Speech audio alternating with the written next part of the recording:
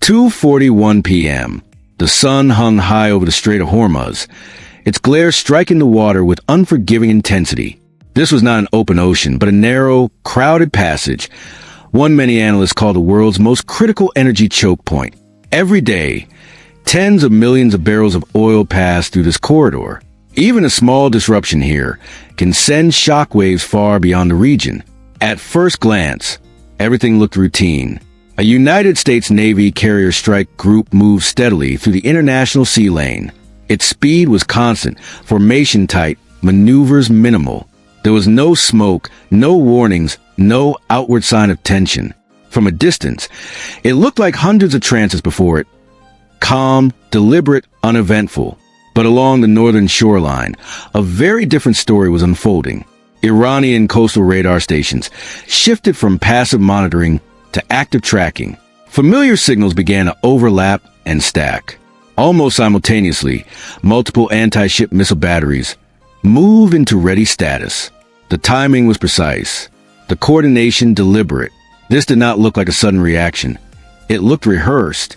To many military observers, the Strait of Hormuz is the perfect place for a trap. The waters are narrow. Maneuvering space is limited.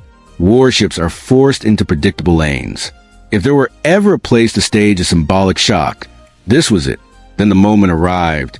Nearly at the same time, 24 anti-ship missiles launched from multiple coastal positions. Flying low over the sea, they surged toward a single target.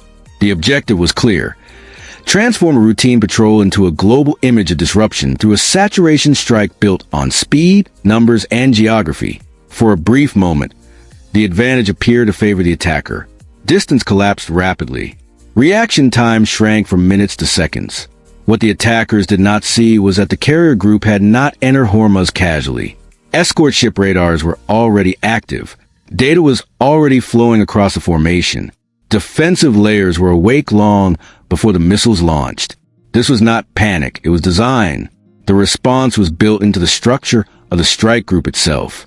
Hormuz may look like a narrow strip on a map, but in reality, it is one of the most strategically sensitive waterways on Earth. Oil tankers, commercial traffic, and naval vessels are packed into fixed lanes that cannot easily change. A single incident here can ripple through markets, politics, and global security at once. From the U.S. perspective, these transits are not provocations. They are freedom of navigation operations. Routine missions meant to reinforce that international waterways do not belong to any single state. The USS Dwight D. Eisenhower strike group represented continuity, not escalation. But Iran views Hormuz differently. With its coastline hugging the strait, Tehran has invested heavily in coastal defense. Radars, missile batteries, and command networks designed not just to defend, but to deter. Geography itself becomes a weapon. Short distances compress time, leaving little room for error. That is where the danger lies. Two opposing logics collide here. One emphasizes predictable movement and layered defense. The other relies on saturation, speed, and asymmetric pressure. In this environment, decisions are measured in seconds. A misjudgment can turn routine presence into international crisis before anyone can slow it down. Inside the carrier formation, warning levels rose quietly. Radar scan rates increased. Data from multiple sensors fused into a single picture. What might have been dismissed as routine surveillance crossed a critical threshold. The signals tightened, not toward an escort ship, but toward the carrier itself. This was no longer ambiguous. At 2:41 p.m., new tracks appeared, fast, low, and inbound from multiple directions. The pattern was unmistakable. This was not observation. This was attack. The response unfolded exactly as trained. Targets were classified and prioritized. Defensive layers activated in sequence.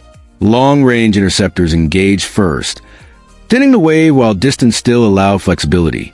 As threats pushed closer, inner layers took over. The formation operated as a single network, not isolated ships. This is the reality of modern saturation attacks. The goal is not perfection. It is pressure, forcing defenders into mistakes. The challenge is not just intercepting missiles, but choosing correctly under extreme time constraints. Some tracks penetrated deeper than expected. Tension peaked, but the system held. Procedures mattered more than heroics. Responsibility zones shifted instantly. Decisions were executed without hesitation, not because of impulse, but because they had been practiced countless times. One by one, tracks vanished from the display. Not all at once, not cleanly, but fast enough for momentum to shift. When the final threat disappeared, there was no celebration, only continued focus until the air and sea picture was confirmed clear. And then came the next phase.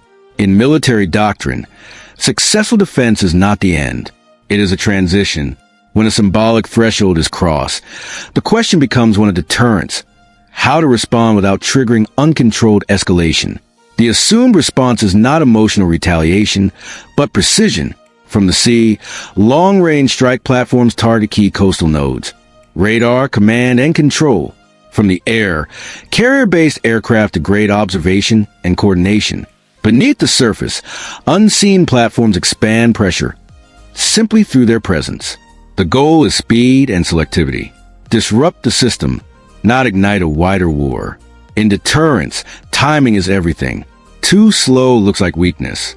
Too strong invites escalation. The balance lies in acting fast enough to define boundaries and precise enough to hold them. When viewed as a whole, this scenario shows how modern conflict unfolds, not in a single dramatic moment, but through rapid phase shifts between defense, assessment, and response. In places like Hormuz, stability is not maintained through speeches or declarations. It is maintained through discipline, preparation, and the refusal to yield ground, physically or psychologically. The carrier formation continues forward. The route remains open. The final question remains unanswered. Do fast, forceful responses preserve stability, or do they merely delay a large